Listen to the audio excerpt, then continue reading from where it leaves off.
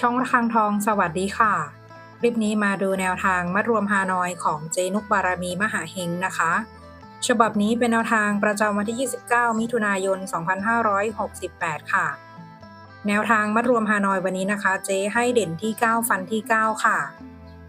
90 92 93 ตัวเน้น 94 ชุด 3 ตัว 089 แนวทางโดยเจนุกบารมีมหาเฮงค่ะ แนวทางมีเข้ามีหลุดนะคะ ถ้าใครเห็นเลขแล้วชอบค่อยตาม แต่ถ้าไม่ชอบปล่อยผ่านก่อนได้เลยค่ะ ฝากกดไลค์กดแชร์กดติดตามพร้อมกดกระดิ่งแจ้งเตือน เพื่อที่จะไม่พลาดคลิปใหม่ๆ จากช่องระฆังทองด้วยนะคะ ขอบพระคุณทุกท่านที่เข้ามารับชมค่ะ